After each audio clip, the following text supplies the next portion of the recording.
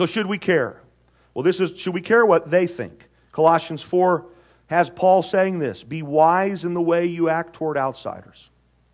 I think that kind of answers the question, actually. Be wise in the way you act toward outsiders. Make the most of every opportunity. Let your conversation be always full of grace, seasoned with salt, so that you may know how to answer everyone. Here's my second pleading. It's, please, welcome all of God's children into the Father's house and celebrate life with them in the Father. We have a core value statement here. We call it the TLCC way. It's an aspirational statement. And one of the clauses is what we call our hospitality clause. We are always hospitable. We are warm and welcoming to everyone, and we particularly love to entertain strangers. That term, entertain strangers, comes from Hebrews 13:2. It's usually translated in more modern translations as hospitality. The word hospitality, by the way, is or entertain strangers or hospitality is a combination of two Greek words, one which means loving and another which means a stranger. To be hospitable in a biblical context is to love a stranger. It's to entertain strangers. And in biblical times, that meant a lot. To entertain a stranger, to be hospitable to a stranger meant you opened your home, you let them in, you cooked for them, you let them stay the night. It was a big deal, this idea of entertaining strangers. Well, this is what Hebrews 13:1 and 2 says. In the New International Version, it says, keep on loving one another as brothers and sisters. Let me just stop and ask this. How's everybody doing with that? How many of you have brothers and sisters that you sometimes have trouble loving as brothers and sisters? Come on, let's be honest. All right. Most of us at one time or another. Now, some of us, that may not be so. Maybe not in a biological sense, but I bet it has been so sometime. How about in a church sense? Here are your brothers and sisters. If you've been around here long enough, you've probably had some encounter with somebody at some point who is your brother and sister who you might have been challenged a little bit to love as a brother or sister.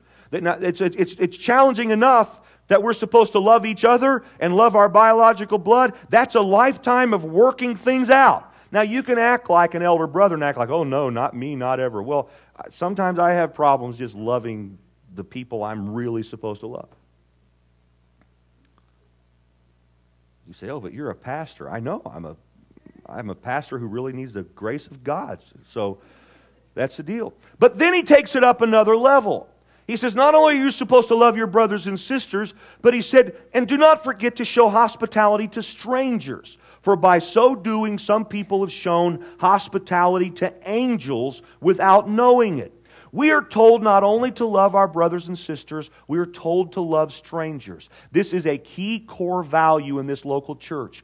One of the reasons that this church is like it is, and you look around when I say that and understand what I mean, all the nationalities, the ethnicities, the crazy socio-economic demographics, the rich, the folks who are struggling to pay their bills this week, folks who live in the nicest neighborhoods in the area, and folks who live in some of the most challenging areas of urban New Jersey.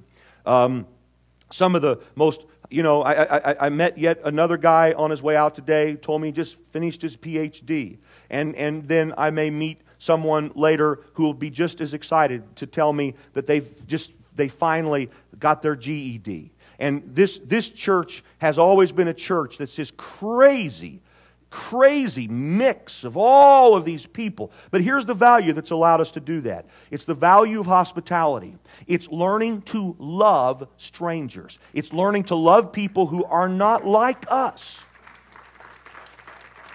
And I don't mean tolerate. I mean love.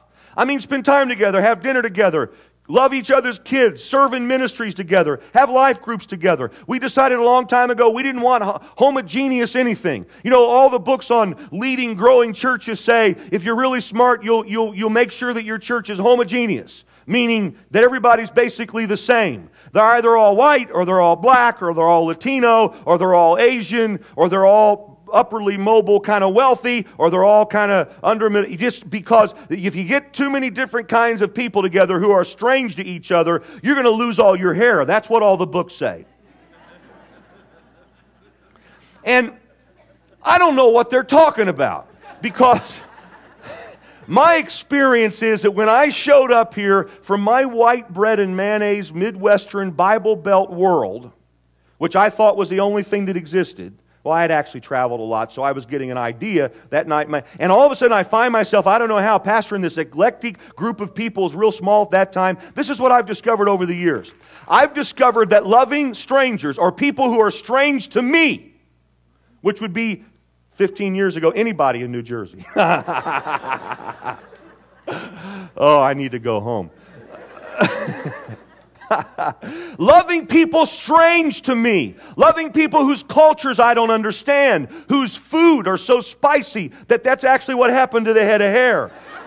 Whose accents are, I have to have a translator standing by to have a counseling. All this whole craziness about what this church is. This is what I've discovered. That when I've loved strangers, those strangers usually turn into angels.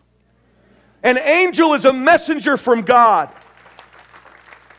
taking the risk to cross that barrier and to love people who aren't like us expands our lives. And man, when I think about how terrible it would have been for me to do my ministry in Indianapolis, Indiana, God have mercy.